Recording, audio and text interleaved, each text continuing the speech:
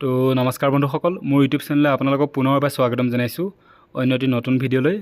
আৰু আজিৰ ভিডিঅ'টো আমি আলোচনা কৰিবলৈ গৈ আছোঁ যিটো প্ৰি এণ্ট্ৰি টেষ্ট হ'বলৈ গৈ আছে 8 ছেপ্টেম্বৰ 2024 DLEDৰ। গতিকে তাৰ কমপ্লিট চিলেবাছটো কেনেকুৱা ধৰণৰ হ'ব তাৰ ওপৰত আমি আজি ভিডিঅ'টো আলোচনা কৰিম। যদি মোৰ চেনেলটো আপুনি নতুনকৈ আহিছে এবাৰ ছাবস্ক্ৰাইব কৰি ল'ব যাতে এনেকুৱা ধৰণৰ যিকোনো ভিডিঅ' আপুনি অতি সোনকালে চাব পাৰে। ঠিক আছে, তো আহক ভিডিঅ'টো আৰম্ভ কৰোঁ। গতিকে এক্সামটো হ'বলৈ গৈ আছে 8 ছেপ্টেম্বৰত, মাজত বেছি সময় নাই। তো আপোনালোকে পঢ়িব লাগে যিবিলাকে DLED পঢ়িম বুলি ভাবি আছে হাই ছেকেণ্ডেৰী পাছ কৰি। গতিকে ভালদৰে চাই লওক যে টোটেল মাৰ্কছ থাকিব 100 নম্বৰ আৰু সময় থাকিব 2 ঘণ্টা এক্সাম। আৰু কুৱেশ্যন হ'ব মাল্টিপুল চইচ টাইপৰ কুৱেশ্যন হ'ব, 100টা কুৱেশ্যন থাকিব আৰু প্ৰতিটো কুৱেশ্যনত 1 নম্বৰকৈ থাকিব। ঠিক আছে, আৰু নিগেটিভ মাৰ্কিঙো থাকিব।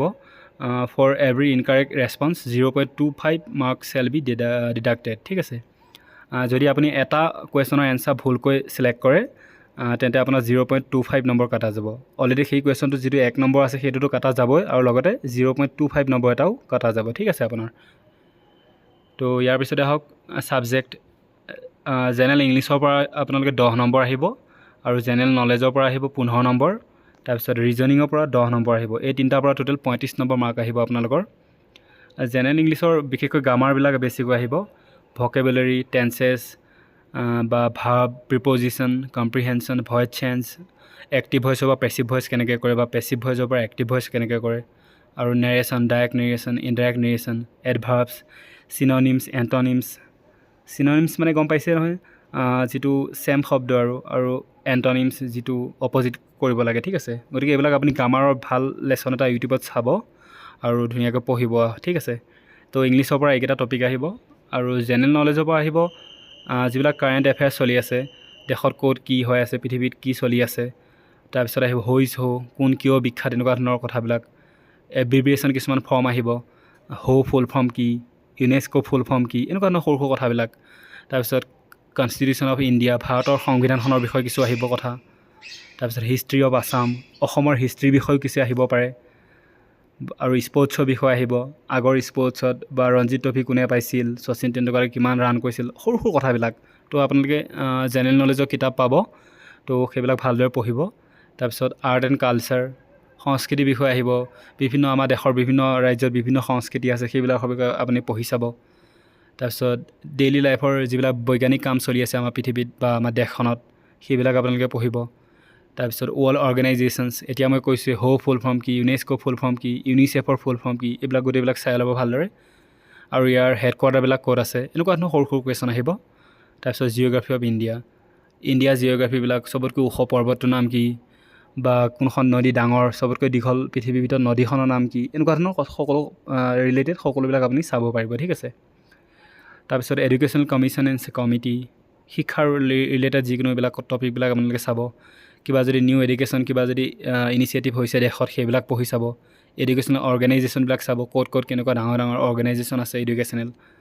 ঠিক আছে, তো এইখিনি পঢ়াৰ পিছত ৰিজনিঙৰ পৰা কি আহিব, logical and analytic reasoning pattern etcetera, এইবিলাক আহিব ৰিজনিং। তো ৰিজনিং কেনেকুৱা এইবিলাক মই এটা ভিডিঅ' বনাম এইবিলাকৰ ওপৰত। ঠিক আছে, আপুনি মোৰ ভিডিঅ'তে পাই যাব, মোৰ চেনেলতে চাব। তো এইখিনিত আহিল ইংলিছ, জেনেৰেল নলেজ আৰু ৰিজনিঙৰ পৰা এইবিলাক কুৱেশ্যন হ'ব। ঠিক আছে, আৰু ছেকশ্যন 2ত মেথমেটিক্সৰ পৰা আপোনালোকৰ 15 নম্বৰ আহিব, ছায়েন্স আৰু এনভাইৰনমেণ্ট ষ্টাডিৰ পৰা 15 নম্বৰ আহিব, ছ'চিয়েল ছায়েন্সৰ পৰা আহিব 20 নম্বৰ। তাৰপিছত লেংগুৱেজ, আপোনাৰ যিটো লেংগুৱেজ আৰু আছামিজ, বাংলা, বড়ো 15 নম্বৰ আহিব, টোটেল 65 নম্বৰ আহিব এতিয়া এই 4টা ছাবজেক্টৰ পৰা। ঠিক আছে, তো মেথমেটিক্সৰ কোনবিলাক টপিক আহিব, নাম্বাৰছ, সংখ্যা, স্বাভাৱিক সংখ্যা কি, পূৰ্ণ সংখ্যা কি, অযুগ্ম যুগ্ম সংখ্যা কি, হয় নহয়, এইবিলাক আহিব। তাৰপিছত পৰিমেয় সংখ্যা কি, অপৰিমেয় সংখ্যা কাক কয়, তাৰপিছত লসাগু উলিওৱা, গসাগু উলিওৱা, এনেকুৱা ধৰণৰ সৰু সৰু কথাবিলাক আপোনালোকে ভালদৰে চাব মেথমেটিক্সৰ ভিডিঅ'বিলাক। বা মই যেতিয়া সময় পাওঁ আপোনালোকৰ বাবে এটা ভিডিঅ' লৈ আহিম মেথমেটিক্সৰ ওপৰত, বিভিন্ন টপিকৰ ওপৰত ভিডিঅ' আনিবলৈ যত্ন কৰিম। তাৰপিছত ভগ্নাংশৰ কথা আহিব, concept of fractions and its uses, কোনটো ভগ্নাংশ ডাঙৰ, কোনটো ভগ্নাংশ সৰু, সৰুৰ পৰা ডাঙৰলৈ সজোৱা, ডাঙৰ পৰা সৰুলৈ সজোৱা, এনেকুৱা ধৰণৰ টপিকবিলাক আহিব পাৰে। তাৰপিছত পাৰ্চেণ্টেজ আহিব, শতাংশ। ঠিক আছে, 25ৰ 25% মানে কি, ঠিক আছে, 100ৰ 25% কিমান হয়, এনেকুৱা ধৰণৰ সৰু সৰু কথাবিলাক আহিব আপোনাৰ। ঠিক আছে, তাৰপিছত জিঅ'মেট্ৰিৰ পৰা আহিব, কোণৰ বিষয়ে আহিব, কিমান ট্ৰায়েংগুলৰ বিষয়ে আহিব, ত্ৰিভুজ, চতুৰ্ভুজ, এনেকুৱা ধৰণৰ কথাবিলাক, বৃত্ত, বৃত্তৰ সূত্ৰবিলাক কি আছিল, চতুৰ্ভুজৰ সূত্ৰবিলাক কি, তাৰপিছত আয়তৰ কালী সূত্ৰ কি, বৰ্গৰ কালী সূত্ৰ কি। তো এনেকুৱা ধৰণৰ কথাবিলাক আপোনালোকে ভালদৰে মন কৰিব আৰু ধুনীয়াকৈ পঢ়ি চাব, ঠিক আছে। তাৰপিছত জোখ মাখৰ বিষয়ে আহিব। মই এতিয়া কৈ গৈছোঁ, কালি উলিওৱা, আয়তন উলিওৱা, পৰিসীমা উলিওৱা, বিভিন্ন ধৰণৰ বৃত্তৰ পৰিসীমা হওক, আয়তৰ পৰিসীমা হওক, তথাপি এইবিলাক কথাবিলাক আপোনালোকে ভালদৰে পঢ়ি চাব লাগিব, ঠিক আছে। তাৰপিছত ডাটা হেণ্ডলিং। ডাটা হেণ্ডলিং মানে কেনেকুৱা, মধ্যমা পাইছে আপোনালোকে, মেট্ৰিকত নিশ্চয় পঢ়িছিল আগতে পঢ়োঁতে, মধ্যমা পঢ়িছে বা গড় উলিওৱা, মধ্যমা কেনেকৈ উলিয়ায়, মাধ্য কেনেকৈ উলিয়ায়। তো এইবিলাক টপিকো সৰু সৰুকৈ আপুনি এবাৰ ৰিভাইজ কৰিব। অলৰেডি পঢ়িছে আপোনালোকে, গতিকে অলপ ৰিভাইজ কৰিব, আকৌ মনত পৰি যাব, আকৌ ধুনীয়াকৈ এক্সামটো দিব পাৰিব, ঠিক আছে। তাৰপিছত ৰেচিঅ' এণ্ড প্ৰপ'ৰ্শ্যন, অনুপাত কি বস্তু গম পায় আপোনালোকে, 3:2 মানে 3:2, এনেকুৱা ধৰণৰ কথাবিলাক, বা সমানুপাত কেনেকুৱা আছিল, গতিকে বস্তুবিলাক ভালদৰে এবাৰ চাব। তাৰপিছত simple algebraic equation, x+3 equal to যদি 4 হয়, এক্সৰ মান কিমান হ'ব, x ইকুৱেল টু 4 - 3, এক্সৰ মান 1 হ'ব। এক্সৰ লগত কি যোগ কৰিলে 5 হ'ব, এক্সৰ লগত 3 যোগ কৰিলে, এক্সৰ লগত 4 যোগ কৰিলে 5 হ'ব। এনেকুৱা কথাবিলাক আপোনালোকে ভালদৰে পঢ়ি চাব। XY অংকৰবিলাক হয় নহয়, এটা চলকযুক্ত দ্বিঘাত সমীকৰণ, দুটা চলকযুক্ত দ্বিঘাত সমীকৰণ আপোনালোকে পঢ়িছিল মেট্ৰিকত ভালদৰে, গতিকে সেইবিলাক এতিয়া কি হৈছে, ৰিভাইজ কৰিব লাগে, তেতিয়া এণ্ট্ৰেঞ্চ এক্সামটো ধুনীয়াকৈ আপোনালোকে পাছ কৰিব পাৰিব। তাৰপিছত ছায়েন্স আৰু এনভাইৰনমেণ্টেল ষ্টাডিৰ পৰা এইবিলাক টপিক আহিব, নেচাৰেল এণ্ড ছ'চিয়েল এনভাইৰনমেণ্ট, তাৰপিছত factors influencing environment, causes of environment degradation, air, water, sound, soil pollution, এইবিলাক চাব আপুনি। বায়ু প্ৰদূষিত কেনেকৈ হয়, পানী প্ৰদূষিত কেনেকৈ হয়, চাউণ্ড শব্দ প্ৰদূষণ কেনেকৈ হয়, তো এইবিলাক ভালদৰে পঢ়ি চাব। বায়'ডাইভাৰ্চিটি কি বস্তু, তাৰপিছত বানপানী কেনেকৈ হয়, বা আৰ্থকুৱেক কেনেকৈ হয়, ভূমিকম্প কেনেকৈ হয়, এইবিলাক পৰীক্ষা, বা জনসংখ্যা বৃদ্ধি কেনেকৈ হয়, এনেকুৱা বিভিন্ন টপিকৰ ওপৰত আপোনালোকৰ আহিব এক্সাম, ঠিক আছে।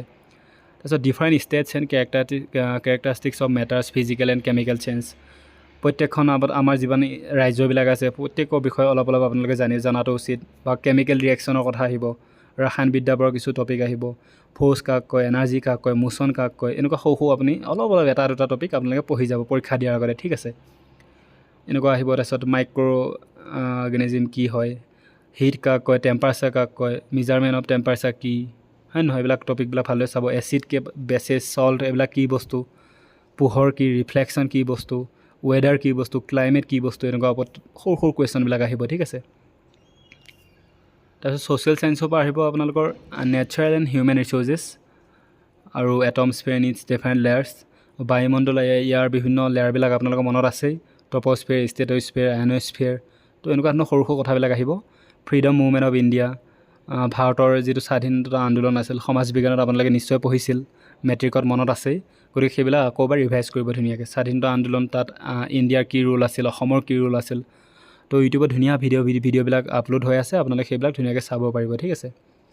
তাৰপিছত আহোম কিংডম, আহোম ৰাজ্যৰ পতন, মেট্ৰিকত পাইছিল এটা, মিনিমাম 40-50টামান পেজৰ এটা পাঠ, কোনেও পাহৰিব নোৱাৰে, গতিকে সেইটো আপুনি আকৌ এবাৰ ৰিভাইজ কৰিব, টাইম আহি গ'ল।